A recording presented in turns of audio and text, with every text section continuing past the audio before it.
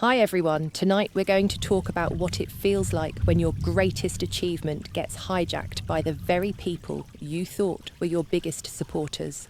Picture this, you've spent 5 years eating dollar store granola bars, driving a used Honda with mismatched hubcaps, and giving up every vacation for one dream, your dream home. And the day before you finally celebrate it, you find your sister standing in the living room like she owns the place. Spoiler alert, she thinks she does. You probably won't survive a betrayal like that without some deep breathing, strong coffee, and maybe a dog to yell your feelings to. I had none of those things.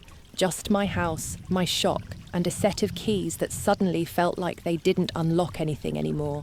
So before you get comfortable, take a moment to like the video and subscribe, but only if you really like what I do here. And let me know in the comments where you're watching from and what time it is. I love knowing who's out there, especially when these stories get personal. Now turn off the lights, maybe turn on the fan for some soothing noise, and let's get started tonight. I should have known something was off the moment I turned onto my street and saw the van. Not just any van, a white one with elite events plastered across the side like it belonged at a celebrity wedding, not my gravel driveway. I slowed down, assuming it was some lost delivery driver. But then I saw Amanda and my mother, clipboard in hand. Directing people like this was a military operation instead of, my front yard. I blinked. Amanda was waving at a guy hauling a rolled-up rug, barking, "No, the blush runner goes after the table linens, not before." She didn't even flinch when I parked my car. My mum looked up and smiled, genuinely smiled, and said, "Oh, good, you're here. Amanda needs to know if you'll be out by Friday. The wedding planner needs the space empty." And I just stood there, keys still in my hand, wondering if I'd slipped into some alternate universe where up is down, cats bark. And apparently, the house I built was no longer mine. Now, quick sidebar. Did you know there's an actual legal term called adverse possession where someone can try to claim ownership of your property just by acting like they own it? Yeah, I didn't know that either until later. Not that it applied here, but emotionally, it felt like that's what they were doing, claiming ownership through boldness alone. My sister turned and beamed. "Morgan, I thought you were staying at work until 6. We were just figuring out table layouts. You'll still come to the wedding, right?" I didn't answer. I couldn't. I was still trying to register how I went from architect to inconvenient tenant in my own home in under 30 seconds. The movers kept shuffling things into my entryway. The blush runner. It was being unrolled across the oak floors. I'd finished myself with raw fingertips and 2 coats of stubborn varnish. Let me pause here and say something my grandfather used to tell me. People don't just change on a Tuesday. They've been building that change on every Monday before it. And standing in my driveway, I realised this wasn't sudden. It was Monday after Monday of Amanda getting what she wanted. And I had just finally noticed. I took a step forward and said very calmly, "Might I add, why is there a wedding planner in my house?" Amanda twirled her finger like this was the most casual thing in the world. "Jason's family is huge. This view is perfect, better than any hotel. Honestly, you should be flattered we want to use your space." "Use," I echoed. "Use my space." "Oh, don't be dramatic," my mum interjected. "It's a family investment, Morgan. We should all benefit from it." Family investment. That was the phrase that made me nauseous. I worked for everything. Every floor tile, every line of the design. I had a spreadsheet for every cent down to the last screw. But in their minds, my effort was communal, my reward redistributed. A weird fact I learned in college during an elective on ancient architecture. The Romans used to leave small gaps between the bricks of their aqueducts so they could expand and contract with the weather. Smart, right? But if someone tried to steal your aqueduct, I doubt you'd sit around discussing thermal expansion. You'd scream. I didn't scream. I whispered, "This is my house." Amanda, who had already walked inside, called over her shoulder. "We were thinking we'd move the dining room table to the back deck." better for lighting. Also, we'll need you out for at least a week before the wedding. Don't worry, I'll send a checklist. I was so frozen, I didn't even feel the breeze against my skin. Inside, one of the caterers was holding up a colour sample against my kitchen cabinets. "This grey clashes," he said, and I finally said, "Get out." Nobody moved. "Everyone," I repeated louder this time, "get out of my house. Now." And still Amanda laughed. "Stop being so sensitive. It's just a party, Morgan. Don't ruin it over something this silly." Silly. She called my house silly. My sanctuary. My dream. A dream I had to fight tooth and nail to afford while she got a college education served on a silver platter and a new car at 16 like it was a birthday cupcake. I looked at my mother. She shrugged. "It's not like you have kids. You're not using all the space anyway." The logic was so twisted I could barely breathe. So I said it again. Louder, sharper, my voice shaking but no less clear. "This is my house. I built it. You are not welcome here." Amanda's smile vanished. My mom's lips pressed into a line, and for the first time, I saw the divide that had always been there but masked by tradition and family roles. They didn't value what I built. They only valued how it could serve Amanda. And I was done serving. Back in the car that night, I sat in my driveway with the engine off, just staring at the porch light flickering like it couldn't decide whether to stay on or shut down entirely. Kind of like me, honestly. I could have gone inside. I could have locked the door and tried to salvage what was left of my evening, but I didn't.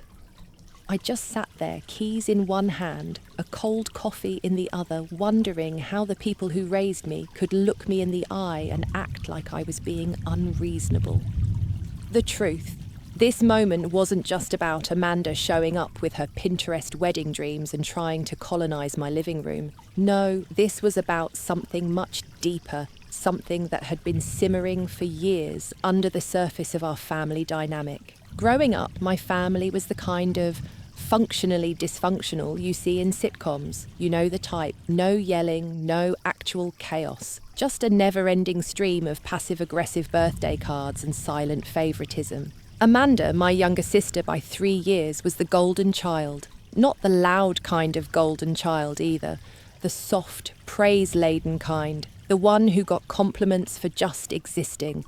When she scribbled in crayon, it was art. When I sketched the Empire State Building at age 9, my mum called it a bit obsessive. And that favouritism, it wasn't loud. It was in the little things. Amanda got extra dessert when I didn't. She got out of chores because she had a long day. I once got grounded for sneaking a flashlight under my blanket to read architecture books at midnight. Amanda got a hug when she failed her math test. It was as if I was born to be the dependable one, and Amanda was born to be adored. And before anyone jumps in the comments and says, "Maybe you're just remembering things differently," oh, trust me, I've revisited every memory with the scrutiny of a forensic analyst on caffeine. The pattern holds. It always held. My parents weren't bad people. They just picked a favourite. And I learned early that no matter how hard I worked, how good my grades were, how many awards I brought home, Amanda would always be the one they protected first. An old woman I met once at a bus stop, random I know, told me parents don't love equally. They just love according to need, or guilt. I didn't understand it at the time. I do now. Still, I didn't hate Amanda growing up. I envied her deeply, but mostly I just got used to playing my role the responsible one, the daughter who didn't ask for much, the one who learned to say it's fine so many times that I almost believed it. And maybe that's why they thought they could get away with this now, because for 32 years I never said no. I made myself smaller to keep the peace. I moved out early to give Amanda the bigger bedroom. I picked colleges out of state to avoid the drama. I went to therapy and told myself they did their best. But their best shouldn't feel like betrayal. I finally got out of the car and walked inside, locking the door behind me. The blush runner was gone, thank God, but the tension lingered in the air like burnt toast. My phone buzzed, a text from Amanda. "We're going to need to finalise floor plans soon. Let me know what day works for you. EX. No question, no apology, just assumptions. And that was her magic trick. Amanda didn't ask, she expected, and my parents, they enabled her like it was their part-time job. Here's a fun little psychological quirk. I learned recently there's something called parentification, where one child becomes the emotional adult in the family while the other gets to stay a child forever. Guess which one I was. Every birthday, every graduation, every life event I handled myself. Amanda got a scrapbook and balloons. I got a nod and a reminder to be modest. I was modest, all right. Modest to a fault. Until now. I made myself a cup of tea chamomile because rebellion only goes so far at 8 p.m. and sat on the floor of my living room, the same spot where Amanda had pointed and said, "The dance floor will go right here." And I started writing a list. Not a petty list, not a revenge list, just a list of every major thing I had done on my own. Paid off 90Ks in student loans. Worked 2 jobs during undergrad. Bought land with my own savings. Oversaw 14 months of construction. Paid back Dad's $50,000 loan with interest. Designed every inch of this house without help. Never once asked for a dime otherwise. Just writing it out made my hands shake. I'd never said it out loud, but in that moment I realised what I'd been afraid of this entire time. I thought I needed their approval. For my work, for my house, for my life. And suddenly I didn't. Not anymore. That was the shift. You know, there's this academic debate about whether memory is more about facts or emotion, whether what we recall is objective or just the feeling left behind. I think it's both. And the feeling I had now, anger, sure, but mostly sadness. Sadness that I'd let myself become a supporting character in Amanda's story for this long. My phone buzzed again. This time it was Mom. Let's talk tomorrow. Dad says we should all calm down first. Calm down. Classic. As if the person being invaded is the one overreacting. Well, guess what, Mom? Tomorrow we'll talk. But this time, I won't be the one backing down. Because this isn't just a house. It's the proof of every decision I've ever made to bet on myself. And I'm not handing that over for anyone's wedding photos. By morning, my resolve had crystallised. There's something weirdly powerful about waking up after a sleepless night and realising you're no longer afraid of disappointing people who clearly never worried about disappointing you. I made coffee black hot bitter like my mood and sat at my kitchen island scrolling through emails from clients. Nothing unusual, just Monday noise. But behind every polite, just circling back, I saw a flicker of normalcy, and for that I was grateful. For a moment, I could pretend my life wasn't currently the backdrop for a wedding Amanda hadn't even asked permission to host. Funny thing, as a kid, I used to draw houses on graph paper, big ones, sprawling ones, with staircases that curled like ribbons. Other kids were watching cartoons. I was labelling electrical outlets on my dream blueprints. I didn't know then that I was designing a future I'd have to defend. That morning, I found one of those old drawings in a folder tucked in a storage box from my apartment days. It was a house with 3 stories, a sunroom, and a garden. My 10-year-old handwriting scrawled in red pen, "My house." No one else allowed to change it. I stared at that line for a while. Little Morgan had no idea how accurate that would become. At exactly 9:02 a.m, my phone rang. Caller ID, Mom. I let it go to voicemail. A minute later, another call, Dad. I answered, because if I didn't start dealing with this now, I'd be too emotionally exhausted to do it later. Morning, I said flatly. He jumped in like we were in the middle of a boardroom meeting. I spoke with the wedding planner. She needs a final head count and layout by Friday. Amanda says, "You're not cooperating." She's right, I said, because I never agreed to host a wedding in my home. Silence. Then we discussed this. No, I corrected, you declared it. You showed up with vendors and assumed I'd be okay with it. You're being difficult, Morgan. It's one day. Dad, I interrupted. It's not about the day.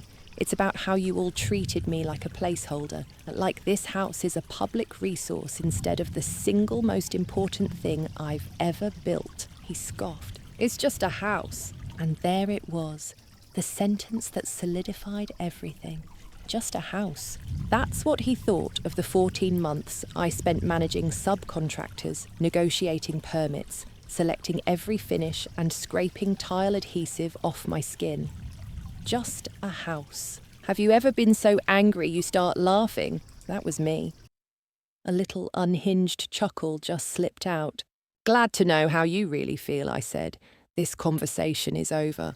And I hung up. To calm down, I went outside to the back deck, the one I'd designed with wraparound railings to frame the lake like a living painting. I'd chosen reclaimed wood for the decking, sealed it myself over a long weekend, and had been planning to string lights for the housewarming party. Instead, I stared at the yard where Amanda had planned to put the altar. A part of me felt robbed already, like the memory of her voice saying, "This would be perfect for the ceremony," had permanently stained the grass. You know that off-topic trivia I promised every 1,000 words? Here's one flamingos can only eat when their heads are upside down, which is honestly how I felt trying to make sense of my family's logic. Everything was backward. I needed to flip the narrative just to digest it. By noon, I was back at my drafting table, not working on blueprints, but on a plan. A literal plan, because if my family wanted to keep acting like this was a shared project, I was going to remind them visually, tactically, and in bullet points that it wasn't. I gathered my original building plans, the land purchase agreement, my name only, bank statements, the construction loan contract, proof of every payment, a copy of the loan from Dad, the wire transfer showing repayment, his text acknowledging receipt. Oh, and the deed. Can't forget the deed. I even called Derek, my contractor, told him what was going on. "Morgan, you're kidding," he said. "I wish. You were the most hands-on client I've ever had. I didn't even know you had family involved." "Exactly," I said. "They weren't. Until now. I'll send you a signed statement. You paid for everything. You called every shot.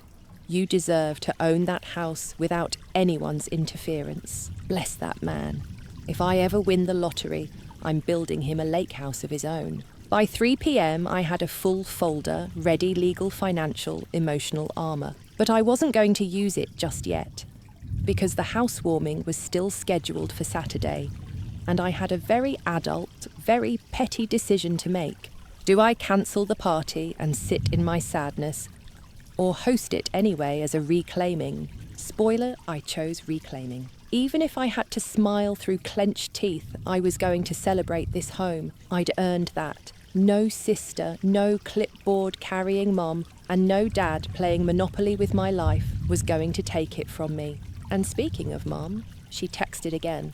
"Let's talk before this gets blown out of proportion. You're being too emotional." Emotional. That word has been used against women since the dawn of patriarchy. Men yell passion. Women cry hysteria. Too emotional, she said, as if I hadn't spent years silencing myself just to be taken seriously. As if I wasn't allowed to feel something about having my sanctuary repurposed into a bridal backdrop. And here's where old age wisdom returns again. My grandmother once told me, when someone calls you too much, they're just not enough to handle you. That night, I walked through every room in the house.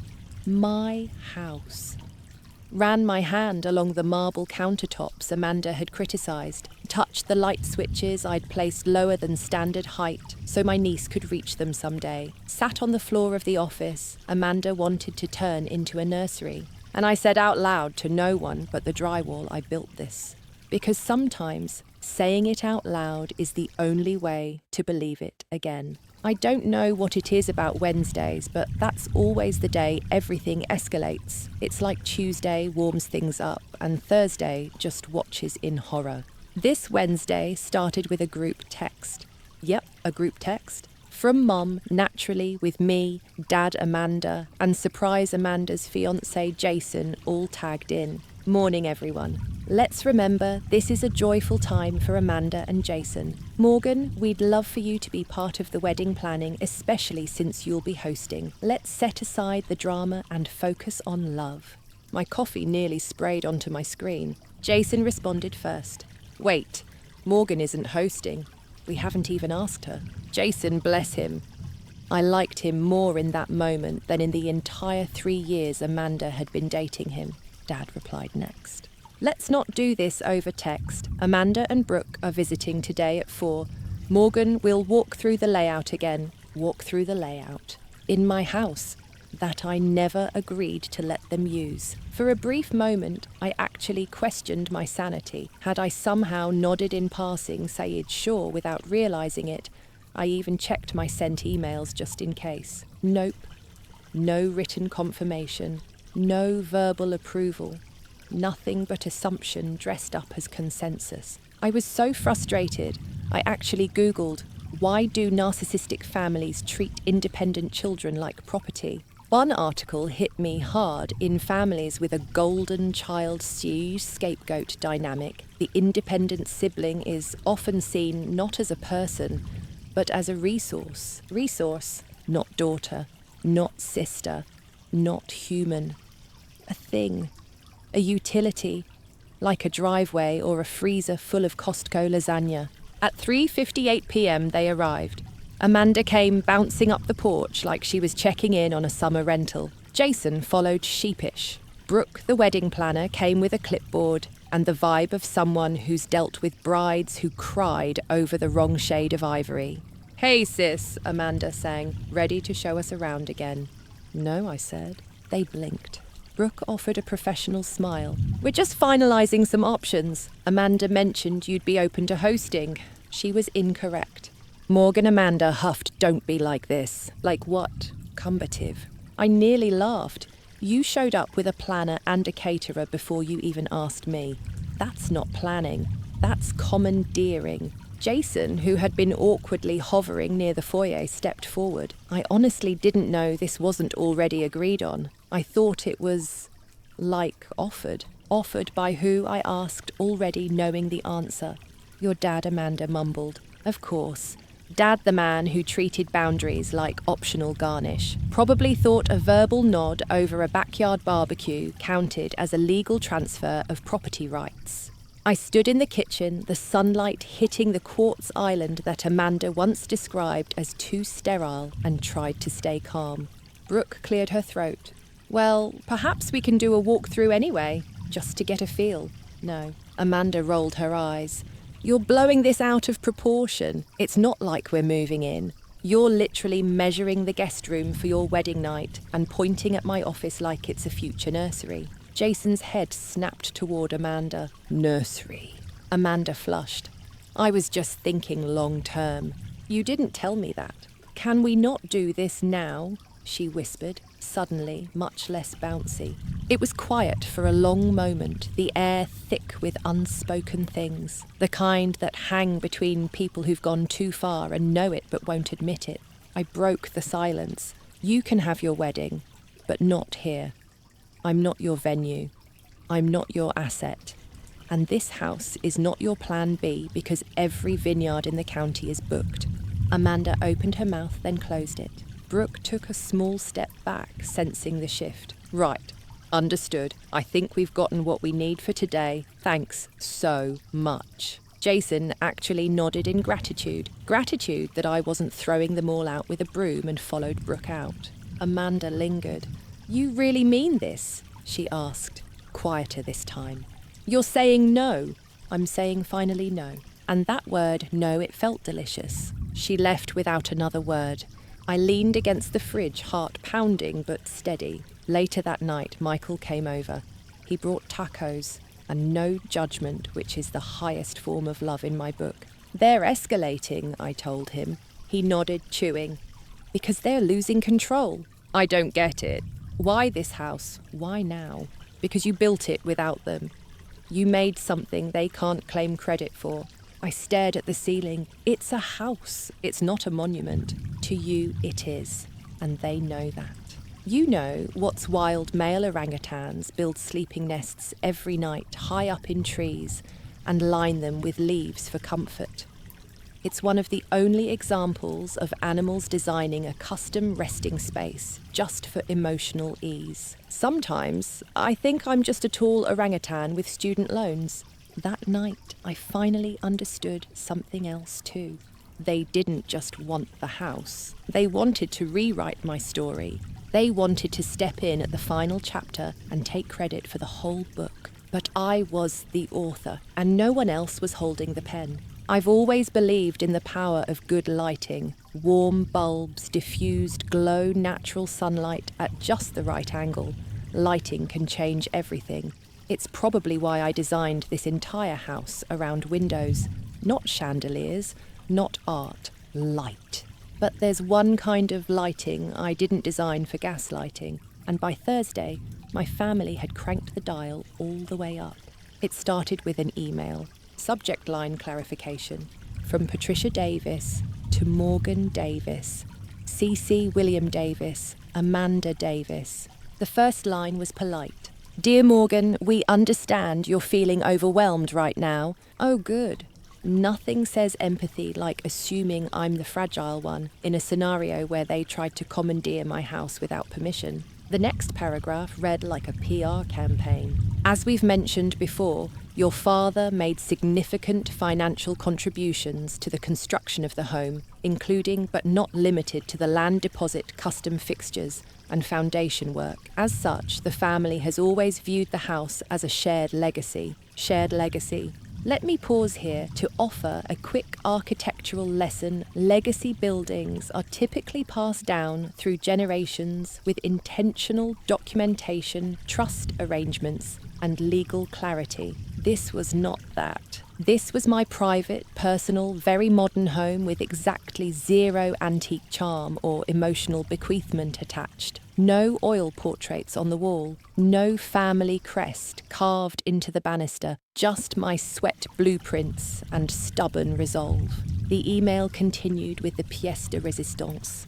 Given these contributions and Amanda's upcoming life transition, we believe it's only fair that she and Jason be allowed to begin their next chapter in a space already familiar and aligned with family values. Family values.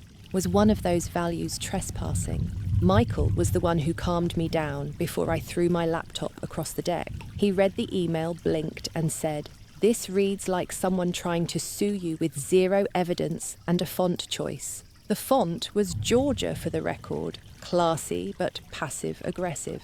He was right, though. The email was a strategic move meant to frame me as selfish and unreasonable. It was a nudge toward guilt dressed as compromise. A gentle little, "after all we've done for you," dipped in faux concern. I replied with one sentence. I will not be surrendering my home. The deed, the loan repayment, documentation, and construction records clearly indicate sole ownership. Send. Done. No love, Morgan. No, let's talk. Just facts. Facts are immune to guilt. That afternoon, I did something I hadn't done in weeks. I took a walk. Not around the block. Not to the mailbox.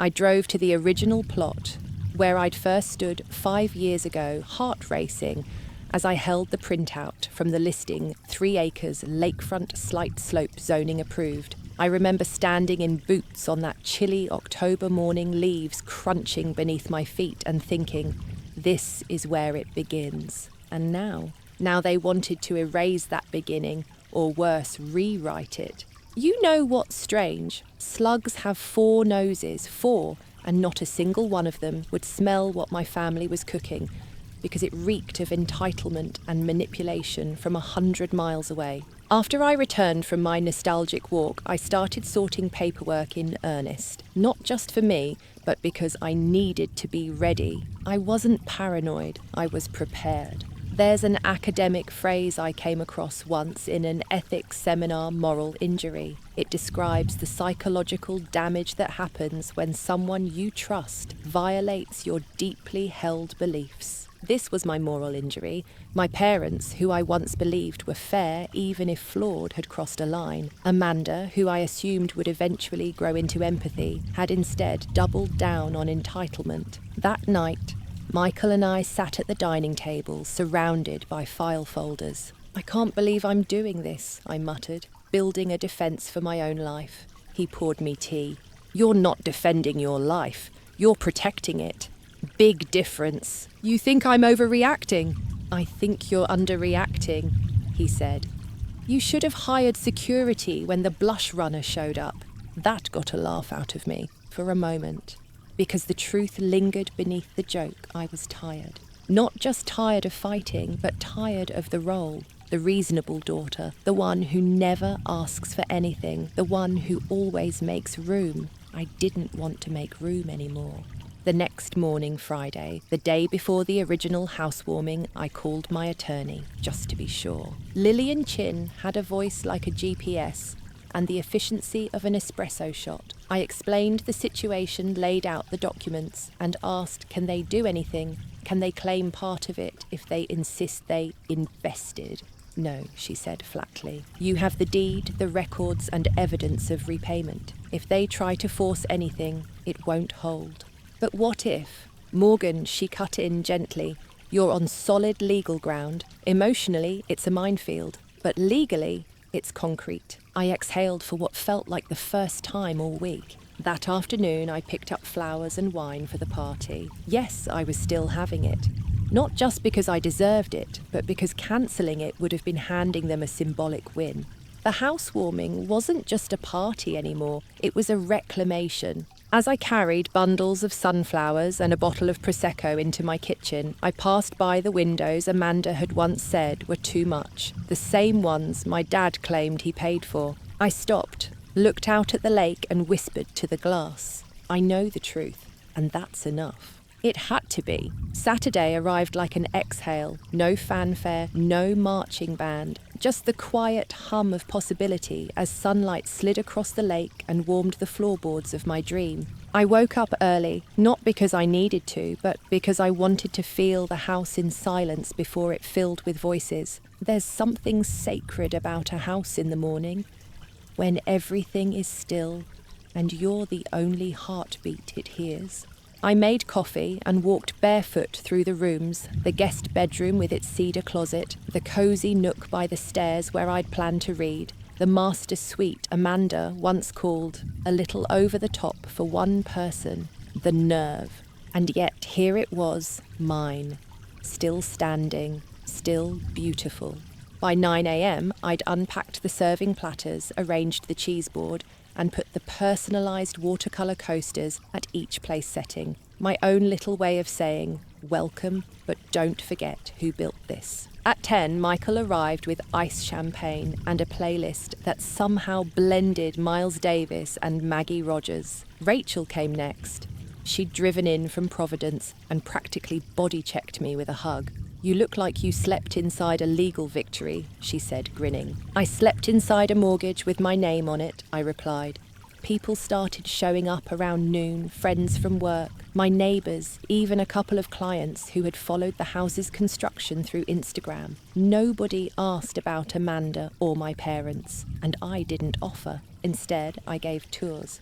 "This is the office," I said, proudly, running my fingers along the drafting table I'd positioned near the north-facing window. Amanda wanted to turn it into a nursery. I didn't say it with venom, just fact. Everyone laughed, but there was an edge to it, like the laugh you make when someone says, "You're not crazy." They really did that. In the kitchen, I showed off the custom cabinets. I designed these specifically to fit the odd-sized appliances I insisted on buying. It's one of the things people told me was too much work, but they're perfect for me. The compliments came in like a tide. "This view is unreal. Every detail feels intentional. It's so you." Yes, it is. It's funny when you create something that is purely, undeniably yours, people recognise it, it hums with truth. And if there's anything more satisfying than proving yourself to the world, it's doing it without saying a word. At one point, Barbara, my retired neighbour from 2 houses down, pulled me aside. You know, she said we saw those trucks the other day. Didn't seem like you. They weren't, I said. Not really. She nodded slowly. Good. Because you've earned this, Morgan. We watched you build it. Sometimes validation doesn't need a speech, just a quiet nod from someone who saw you. I stepped onto the deck flute of Prosecco in hand and looked out over the yard, the one Amanda had called perfect for a ceremony. And it was perfect, just not for her. That yard was perfect for fire pits, quiet nights, and maybe someday designing the kind of outdoor kitchen I'd once sketched in the margins of a napkin at a client dinner. A guest wandered over. "You're glowing," she said. "I'm finally home," I answered. You know that feeling when you're driving and the GPS goes silent because there's no more navigating to do. That's what this felt like. I didn't have to prove anything. I'd arrived. And here's your quirky fact for this chapter. Did you know sea otters hold hands while they sleep so they don't drift apart? It's both adorable and kind of tragic, because what a thing to fear, drifting even while resting. That was me for a long time, clinging to my family dynamic, hoping that if I stayed still, we wouldn't drift. But maybe drifting was necessary. At sunset, the last of the guests filtered out. I stood in the foyer, the same space Amanda had declared too small for a welcome table, and realized something wild. I wasn't angry anymore. I was proud. Proud of my restraint. Proud of my voice. Proud of the brick-by-brick boundary I had finally built between me and them. That night, I curled up on the custom sectional Amanda said would need to go and watched the sky change colours through my floor-to-ceiling windows. And somewhere in the quiet, I thought of an academic concept I once read about in environmental psychology: place attachment. It's the emotional bond between a person and a physical location. My house wasn't just a structure. It was me. It was the version of me who stayed late to tweak lighting specs. The me who cried in the supply closet after my first freelance rejection and still got up the next day to sketch. The me who wanted something so badly she bent the whole world around it for 5 years. This wasn't a victory party. It was a reunion with myself. By midnight, the house was silent again. But this time, it felt earned. This wasn't a home warming anymore. This was a homecoming.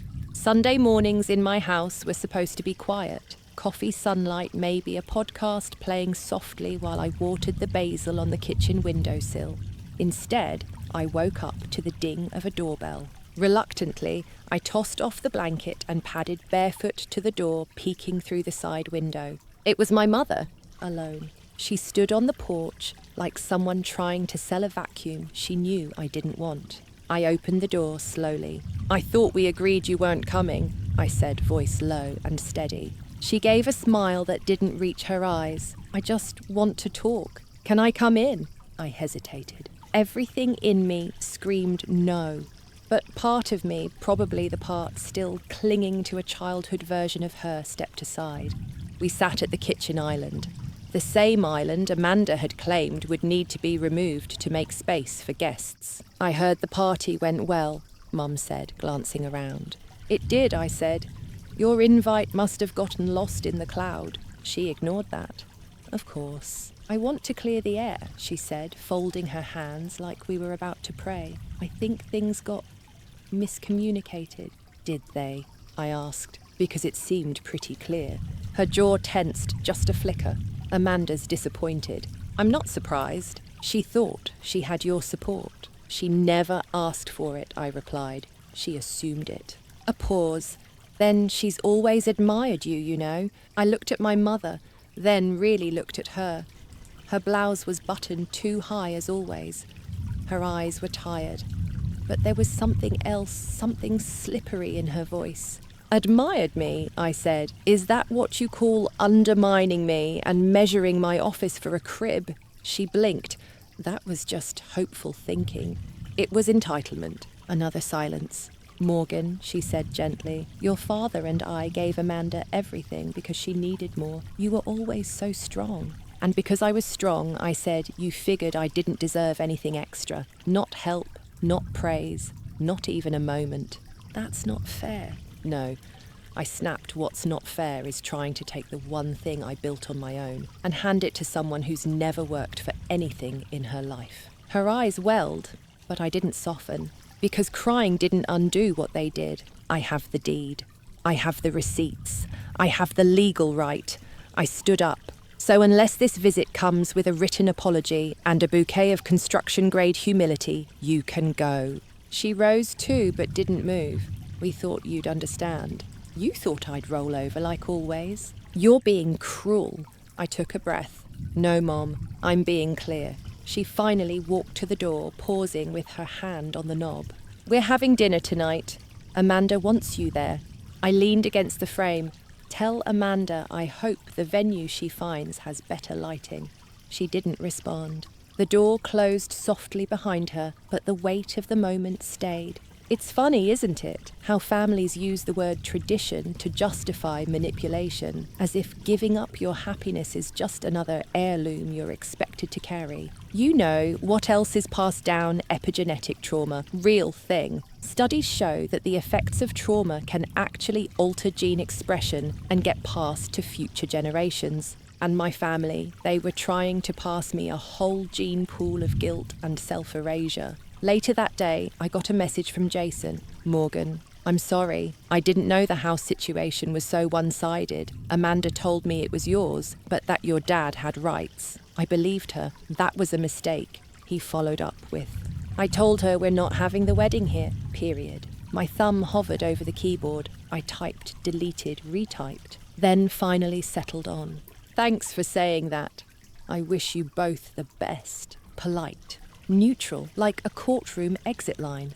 Because the truth, I didn't want to keep fighting. I wanted distance, space to breathe. Michael arrived around 6, carrying Thai takeout, and that tired smile he always wore after a long Sunday run. Was your mum here earlier? Yep. Did she try to claim your bathtub as a baptismal font? I snorted. Not this time. We ate on the deck while the lake glimmered in the dying sun. Somewhere in the distance, someone was playing acoustic guitar off-key, but kind of charming. I don't know what to feel anymore, I admitted. Relief, anger, grief. Probably all of it, he said. You're shedding a skin that didn't fit. That's not painless. A mosquito buzzed by my ear and I slapped it away. I keep thinking about how close I came to losing this place. But you didn't, he said, because you drew a line. There's an old saying, one of those wisdoms you find stitched onto decorative pillows or quoted in yoga studios know is a complete sentence. I never believed that before, but I do now. That night I turned off my phone. No texts, no emails, no more explanations. Just me, my house, and the sound of crickets like soft applause in the dark. The following Monday, I was back at work, but I wasn't really there. You ever try focusing on a client's floor plan when your family just tried to illegally reassign your property like it's a timeshare? My office was bright minimalist, all clean lines and matte finishes, no drama, no Amanda, no clipboards. Just me, a mug of mediocre coffee and a digital model of a hillside bungalow in Vermont. Morgan, my boss, Dan said, poking his head in. You got a sec? I nodded, saving my progress. I heard about the housewarming, he said as he walked in. Everyone's raving about your place. You might want to consider architectural tourism. I chuckled. Only if they pay the mortgage. He paused, then leaned against the edge of my desk. You doing okay? You seemed off last week. I considered brushing it off, but then again, I was tired of pretending. My family tried to give my house to my sister, I said plainly. Dan blinked. Wait, like literally. Literally, I said. Wedding gift. Surprise. Jesus, he said. What did you do? I said no. Good. He paused. Hell of a story. You should write about it. I smiled to myself. Maybe I will. After he left, I sat staring at my screen, but the house in Vermont suddenly felt irrelevant, because the house I'd built, my house, was no longer a source of anxiety. It was a fortress now. A little scratched, sure, a little emotionally ransacked, but mine. Back home that night, I stepped into my foyer, the one Amanda thought was too narrow for a welcome table, and exhaled. The air smelled like lemon oil and lavender, a combination I'd chosen on purpose when designing the HVAC scent diffuser. Yeah, I was that kind of homeowner. Sue me. I dropped my keys into the dish by the door, the one carved from reclaimed cedar by a local artist I found at a weekend market, and walked into the living room. My phone buzzed on the counter. It was Amanda. I stared at her name glowing on the screen like a mosquito you're not sure you want to swat or let hover just long enough to see what it does. I answered. She didn't start with hi.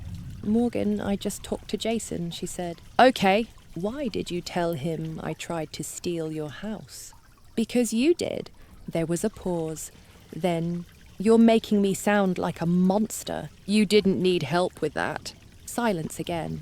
Then, we're looking at a barn venue upstate. It's not as nice. But Jason says it feels more ours. Good, I said. That's what it should be. I don't know why you're being so cold, she muttered. We're family. That word again. Family. Like it was supposed to excuse everything. Like shared DNA was a blanket she could throw over the whole mess and call it resolved. Family doesn't mean entitlement, Amanda. You've always been selfish, she snapped, just like she did the day of the confrontation. You only care about yourself. I've always had to care about myself, I said, trying not to raise my voice. Because no one else in this family did. You got attention. You got help. You got money, I got expectations. Her breathing shifted, slower now. You really believe that? I know that. I wanted something special. Then go build it, I said, like I did. She hung up, and I let her. Because sometimes silence isn't awkward, it's earned. Here's a weird fact to lighten the mood wombats poop in cubes. It's true. Something about the elasticity of their intestines, which is gross, but also oddly poetic proof that even nature builds boundaries in strange, rigid forms. Later that night, I called my attorney again, not because I expected a legal battle, but because I wanted things airtight. Lillian picked up on the second ring. Still good, I asked. Still bulletproof, she replied. Though, if you're worried, we can set up a revocable trust or property protection plan. Let's do it. Playing the long game, always. I hung up and sat back, watching the light shift on the ceiling. The floor-to-ceiling windows were catching the last gold of the day, reflecting it off the smooth, pale walls. I'd picked every paint colour myself, every one. Amanda once said the whole palette was a little cold. But to me, it wasn't cold. It was clarity. It was control. It was mine. The next morning, I got a letter in the mail, handwritten return address. No postage meter. It was from my dad. Inside was a single sheet of paper with his script, slanted, precise and stubborn. Morgan.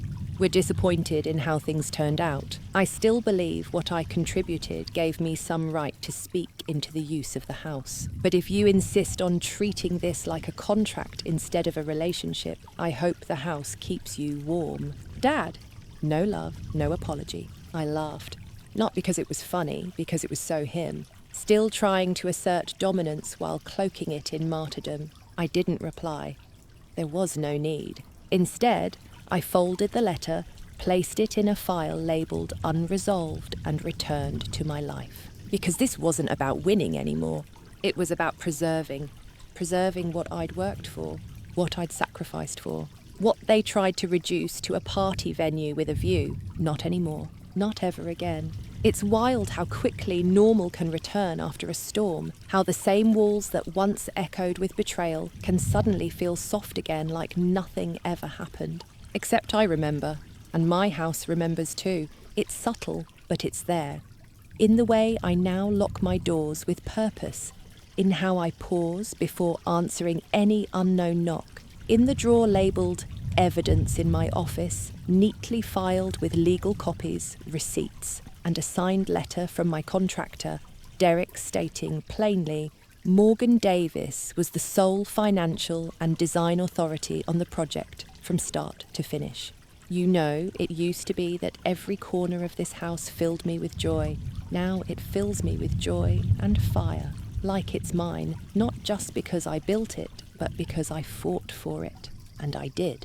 The following weekend, I decided to finish the fire pit, the one Amanda once said would be a waste of space and messy for the ceremony photos. Well, there was no ceremony now, only silence flame and the occasional bird that swooped low over the water like it was showing off.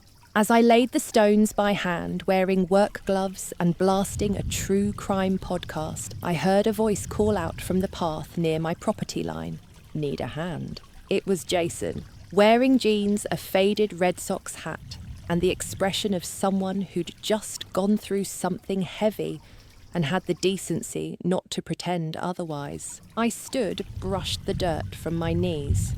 You know this is trespassing, right? He half smiled. Fair, I texted. No response. Probably because I didn't want to see anyone related to Amanda right now. He nodded. I get it. But I'm not here for her. I crossed my arms. Then why are you here? Because I want to apologise, he said, to you, face to face. I studied him for a moment. He looked nervous, but not performative. His hands weren't in his pockets. He wasn't looking for sympathy. So I said, talk. He stepped forward just to the edge of my lawn, respectfully. I believed what Amanda told me, that you offered, that your parents had some say in the house. I didn't ask enough questions. I should have. And I'm sorry. I let the words hang for a bit. Why now, I asked. He sighed. Because last week, Amanda said she wished you'd just be a sister for once. And I realised she still doesn't get it. She thinks being a sister means taking from you, not standing with you. And you, I asked. I think you're the only adult in that family, he said. And I respect the hell out of what you did. I blinked. Nobody had ever said that to me before. Not my parents, not Amanda. Certainly not anyone on my dad's side of the family who still called me that independent one who never visits. You're not marrying her, are you? I asked quietly. He looked away, then back. I don't know, he admitted. We're pausing, at least for now. That's probably wise. He gestured toward the fire pit. You still building it? I am. Can I help? I thought for a long moment, then nodded. Grab some gloves. So we built it together, Jason and I, the almost brother-in-law who turned out to be the most reasonable Davis in the bunch. We didn't talk much, just worked, moved stones, measured, adjusted. It was surprisingly peaceful. At one point, he paused and looked around. She really doesn't get it, he said. How much this means to you. She doesn't want to, I replied, because if she understood, she'd have to admit what she tried to do. A beat passed. You think she'll come back? She might, I said. But I'm not letting her in unless she's bringing self-awareness and a handwritten apology. We both chuckled. It felt good. Not joyful exactly, but honest, like something was finally balanced. A hawk soared overhead. Somewhere, a neighbour's wind chime sang in the breeze. And I realised this house wasn't just my sanctuary anymore. It was becoming a boundary, a line in the dirt between who I used to be, the daughter who gave, and who I am now, the woman who says no and means it. Did you know that in Japanese Zen gardening, gravel raking isn't just aesthetic, it's spiritual. It's a form of meditative order. They rake waves into the gravel to represent water, yes, but also to remind the mind that calm is a choice. That fire pit, my version of gravel raking. Building something physically with your hands after something intangible has been torn down inside you. There's healing in that, something steadying. Jason left before sunset. I thanked him and he walked the long path back to the road. As I lit the first fire in the pit that night, the flames danced against the darkening sky like they were celebrating too. The logs crackled, the coals whispered, and I said it again this time, not to fight, but to affirm. This is mine. I didn't expect to hear from my father again so soon, but sure enough, he showed up at my front door the following Tuesday evening, right as I was debating between leftover lasagna and ordering sushi. I watched him through the window before opening the door. He wasn't holding anything.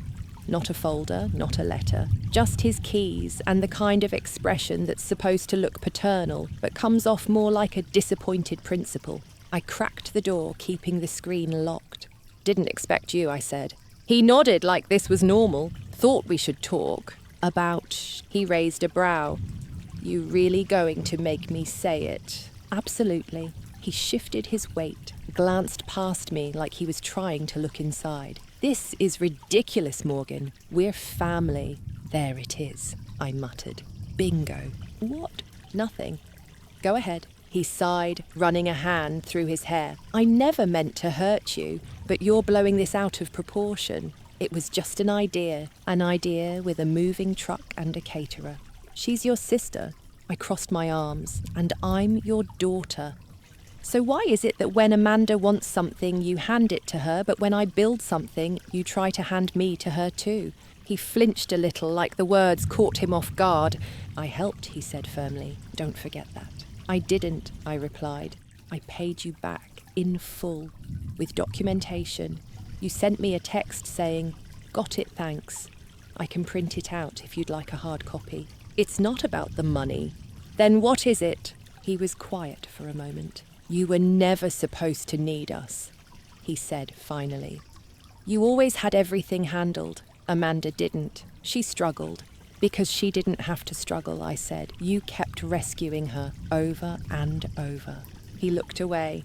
"You think this house is just a building," I continued, "but it's everything I sacrificed for. It's the result of every Friday night I stayed in, every raise I negotiated, every time I chose my future over temporary comfort." He looked back at me, and for a flicker of a second I thought he might apologise. But instead he said, "You've changed." "I've grown," I corrected. "There's a difference." "Here's something odd I learned recently. Octopuses have 3 hearts. 2 pump blood to the gills, and 1 pumps to the rest of the body. But when they swim, the heart that serves the body actually stops beating. You know what that tells me? Even octopuses know when to conserve energy for survival. And me, I wasn't going to keep pumping love and grace into people who only reached out when they wanted something. I came here to offer a compromise," Dad said at last. I raised a brow. "Oh," he cleared his throat. "We'll stop pushing about the wedding. Amanda's looking at other venues now," Jason told me. He blinked. "You've spoken to him." "He helped me build the fire pit." Dad frowned, clearly uncomfortable.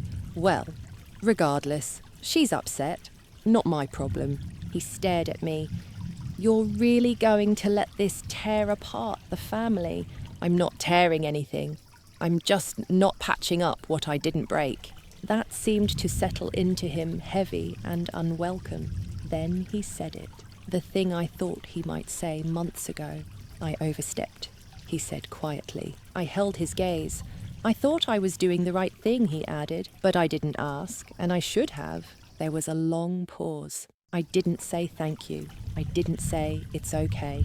I just nodded. Because sometimes an apology isn't the end of a conflict, it's the start of accountability. "You want to come in?" I asked after a beat. He looked surprised, then shook his head. "Not today." He turned to go, then stopped. "I hope someday you'll understand." "I already do," I said. "Just not in the way you think." And I closed the door. I leaned against it, heart thudding, not in anger this time, but in something else, something harder to name. Sadness, maybe, or the strange relief of finally hearing the words that should have come years ago. I lit a candle on the kitchen island, lavender and rosemary, my favourite. And as the scent curled into the air, I thought, this is how healing begins, quietly. Not with declarations, but with decisions. To stay, to own, to protect. I looked around at the home I'd built, the lights I'd chosen, the art I'd framed, the shelves I'd measured to fit my books exactly, and smiled. I wasn't just living here, I was rooted, and no one was going to dig me out. There's a strange moment after the storm passes when everything's still and the sun starts sneaking through the clouds again, where you don't trust the calm. You just stand there blinking in the light, wondering if it's real or just the eye of something worse. That was me for the rest of the week. Things were quiet, too quiet. No texts from Amanda, no drive-by visits from Mom. Even Dad went radio silent after our doorstep détente, which should have felt like peace, but instead felt like the eerie calm before someone drops a group chat bomb at midnight. I stayed busy. Work. A new client who wanted a minimalist cabin with passive solar design, more evenings by the fire pit. A casual dinner with Rachel, who insisted on bringing homemade brownies and left with half a bottle of wine and a list of possible men to set me up with. I just think she said between bites that someone who can build a house should also have someone to share it with. I have Michael, I said. Rachel rolled her eyes. Michael's great, but he's your keep you from strangling your relatives person, not your Sunday morning pancakes person. I like my pancakes alone, I replied. We laughed, but her words stayed with me. I'd spent so long focused on building something no one could take from me, I hadn't thought much about what came next. What do you do after reclaiming your dream? Apparently, you get an unexpected visitor. Saturday afternoon, I was sweeping the deck when Amanda pulled into my driveway. No warning, no text, just her white SUV rolling in like this was still up for negotiation. She stepped out dressed in leggings, an oversized sweater, and emotional damage. "Got a minute?" she asked. I leaned on the broom. "Do I need to grab a witness?" "No," she said quietly. "Just me." I gestured toward the deck chairs. We sat. "I'm not here to argue," she started. I need to say a few things." I said nothing, just waited. She took a breath. "I was wrong." I blinked. "I was entitled. I assumed you'd always make space for me like you always have." Still quiet on my end. "And when you didn't," she added, "I panicked, because if you say no, then I have to do things myself, and I don't always know how." I studied her. She wasn't crying. She wasn't manipulating. She just looked tired, and for once, honest. "You know what I think I said finally?" "What?" "I think you've always had the tools. You just never had to use them." She gave a small nod. "I found those messages," I added, "between you and Mom, planning the takeover, talking about repainting the guest room, measuring my office." She looked down. I was excited. I thought we were building something together. "But you weren't building," I said. "You were repurposing. There's a difference." She swallowed. "I know." We sat in silence for a minute. Birds chirped in the trees. Somewhere a squirrel scolded us from a branch. Then she asked, "Would you help me design a house for me and Jason?" I didn't answer right away, because this was the same woman who'd tried to co-opt my life like it was a Pinterest board, but she was also my sister. And this was the first time she'd asked for help instead of expecting it. "I'll help," I said, "as a consultant, not a contractor, and not as a sister doing you a favour." Her eyes lifted hopeful. "Deal." And I added, "You pay my rate. No family discount." She grinned. "Fair. It wasn't forgiveness, not yet, but it was something." Later that evening, I texted Michael. Amanda came by. We talked. No one bled. He responded with a confetti emoji and, "Should we have cake?" "Only if it's not from her wedding registry," I typed back. That night, I sat by the fire again, my fire in the pit I built with my own hands. Here's a fun little science bite for your brain. When stars are born, they form in clouds of gas and dust. That chaotic mess gravity pulling everything together, it creates light. Actual stars, but only after the collapse. Which, frankly, is kind of poetic. Because sometimes you have to collapse a version of your relationships to get to the bright new thing underneath. Amanda wasn't a star yet, but maybe for the first time she'd started burning her own light instead of trying to stand in mine.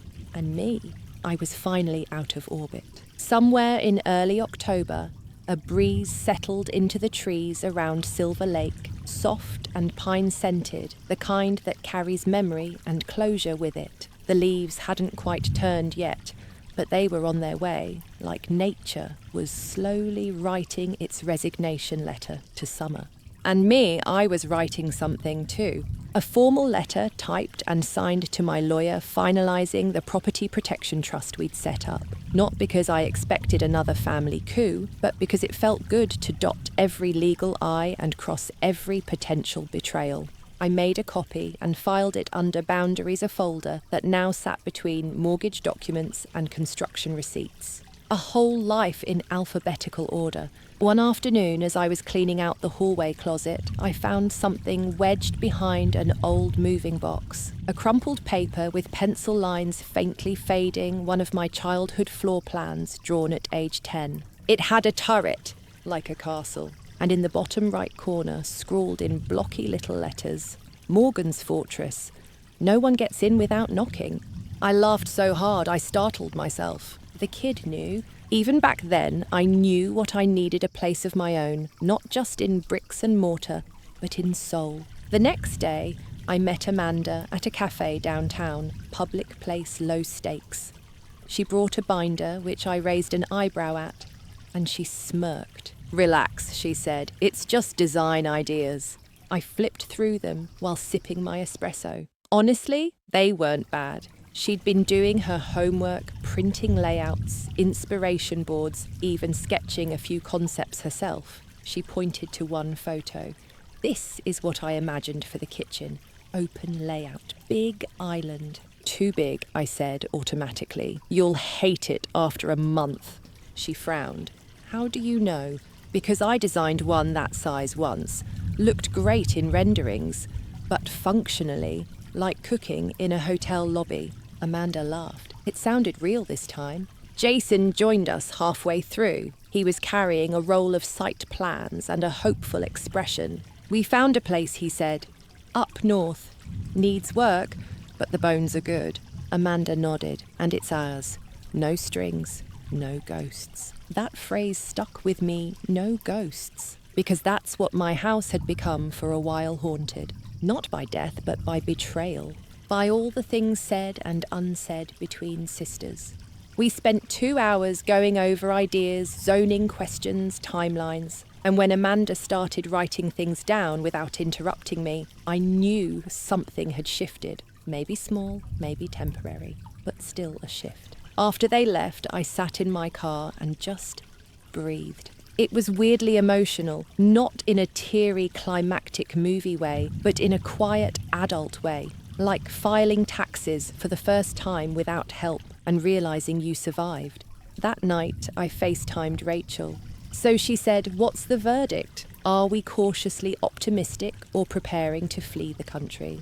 "Optimistic," I said, with an escape bag packed just in case. "You're softening. I'm evolving." "Same thing, but fancier." She took a sip of her wine and added, "You know it takes a lot of strength to say no, but it takes something else entirely to let someone try again." I thought about that, because she was right. Saying no had saved my house, but being willing to try again, that was about something deeper: trust, vulnerability, the possibility of something better than what was. Even if only in small doses. Later, as I sat on the deck watching the stars blink to life above the lake, I thought about how far I'd come.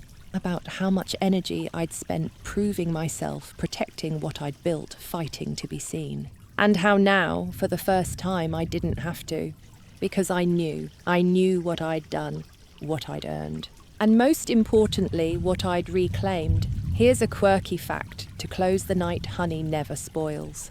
Archaeologists have found pots of it in ancient Egyptian tombs that are still perfectly edible. That's what it felt like holding on to this house now, preserving something sweet that would last far beyond the drama, the paperwork, the broken expectations. Something solid, something permanent, something that, despite everything, no one could ever take from me again. By mid-autumn, the house had settled.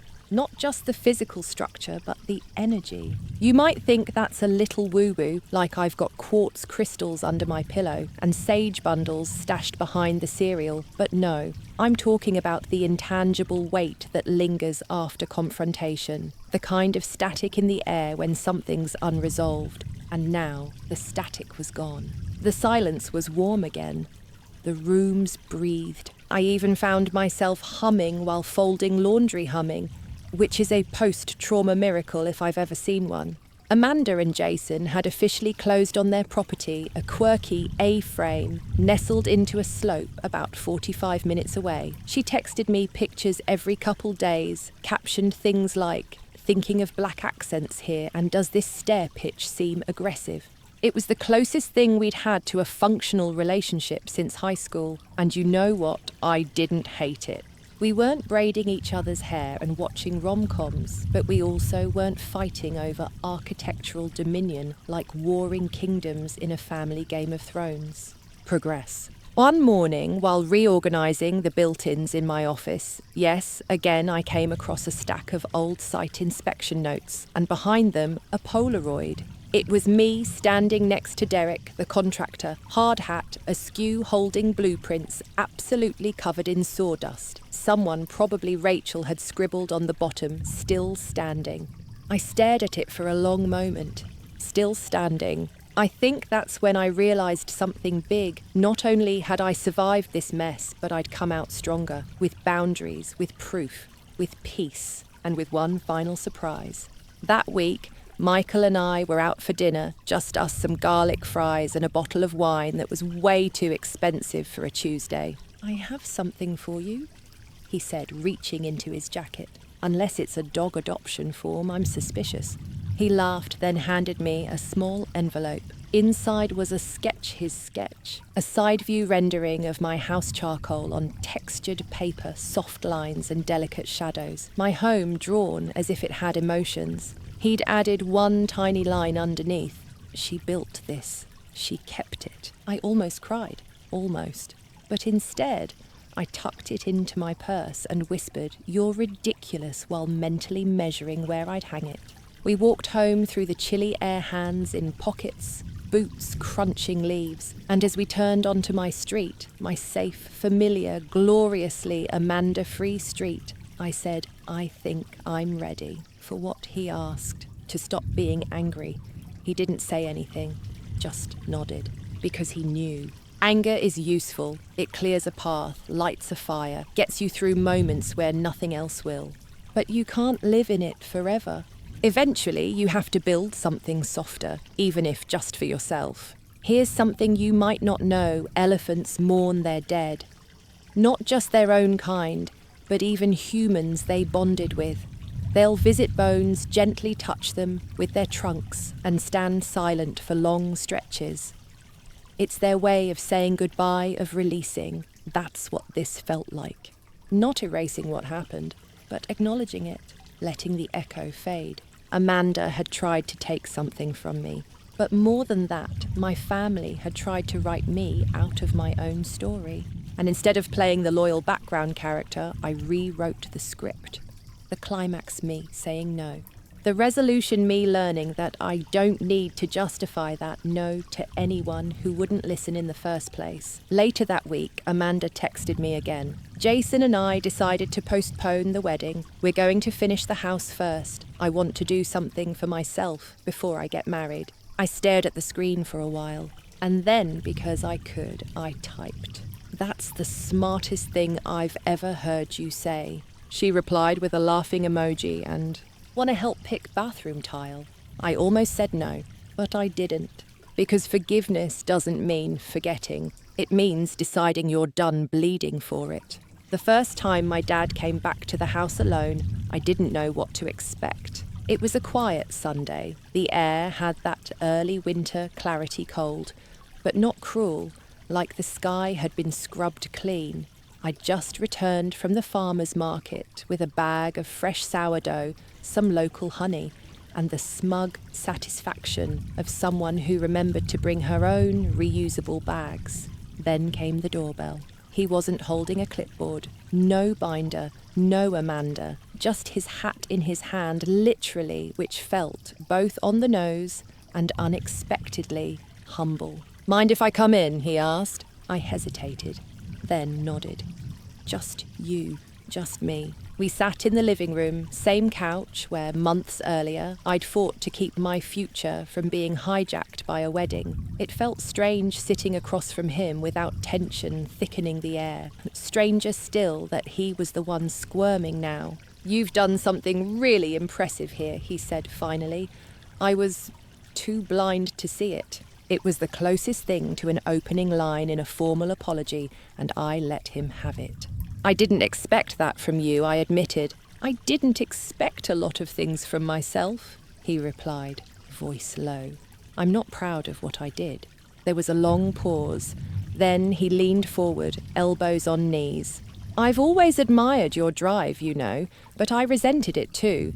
You were self-sufficient in a way I never was, not even when I was your age. That caught me off guard. I thought I was being punished for being too independent."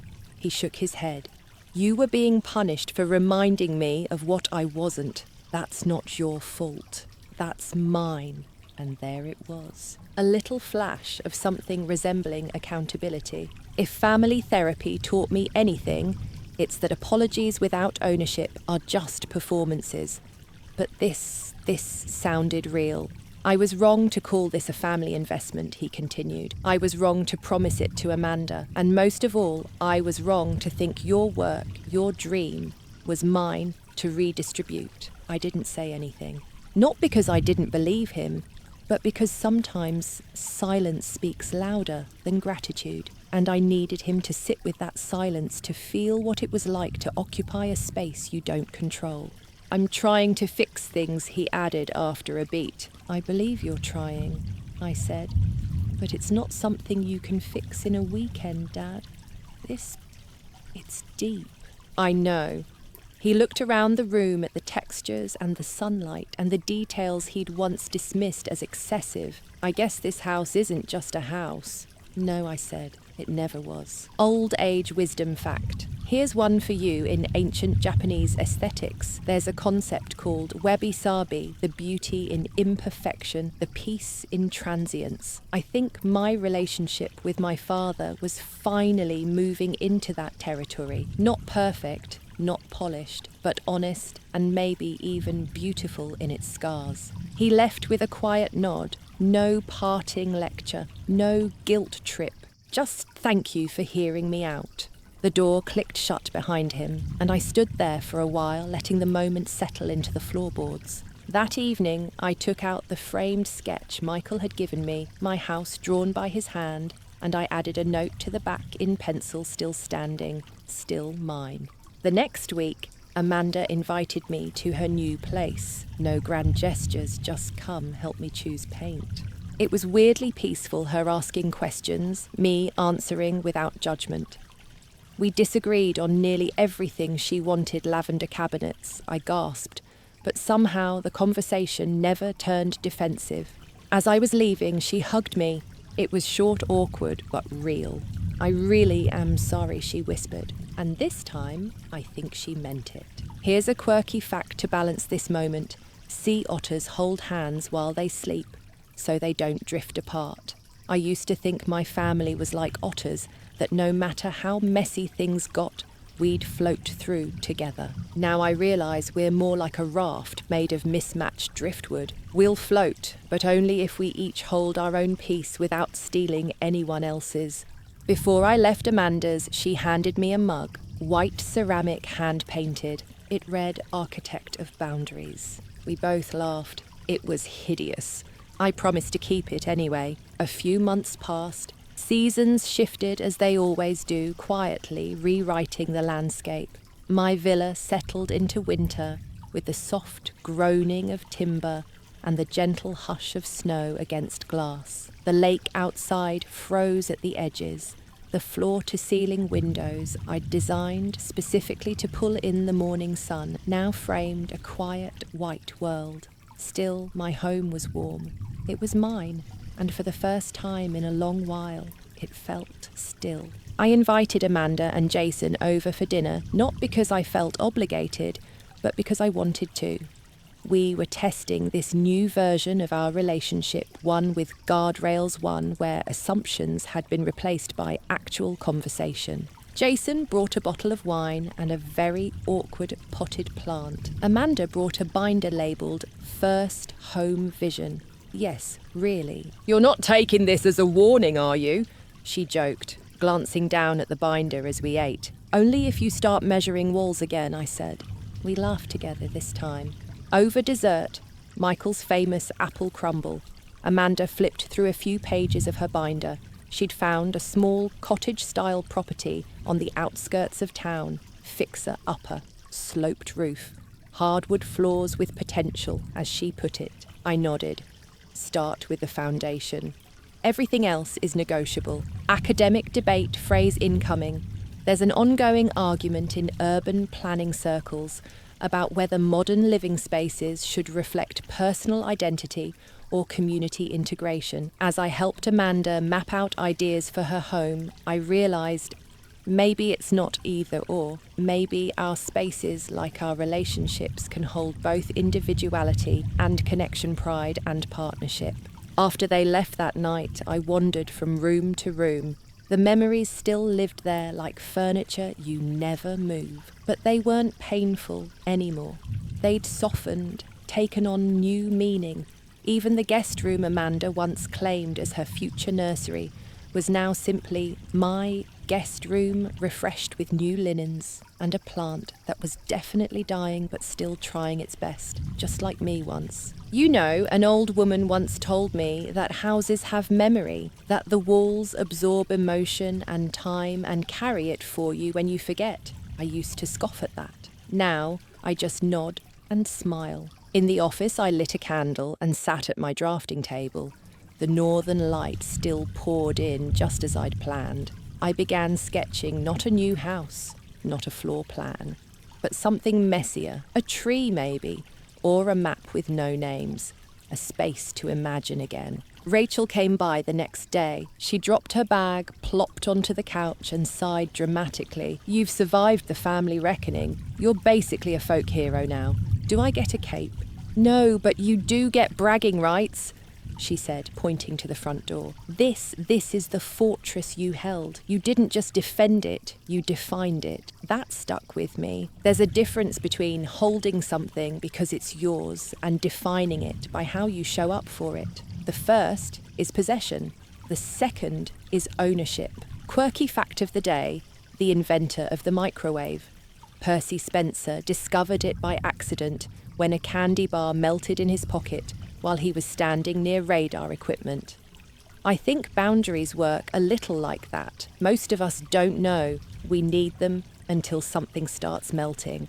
The final message from my father arrived the following week. A letter handwritten. "Morgan, I'm proud of you. Not because you stood your ground, though you did, but because you stayed human in the face of betrayal. I've spent a long time thinking about legacy. Turns out I had it backwards. It's not what we leave behind, it's what we respect in the present. Love, Dad." I folded it and tucked it into the back of the original deed, now in a fireproof folder in my safe. It's funny, isn't it? This house started as a dream on graph paper, became a structure built with concrete and time, and finally it became something intangible, proof that I could draw a line and stand behind it. Not out of spite, but out of love for the life I built. So here I am, months later, on a Sunday morning. The light is exactly the way I hoped it would be. Michael's in the kitchen making coffee. Rachel's dog is asleep on my feet. And outside, the lake is quiet, still frozen, still mine. And guess what? So am I.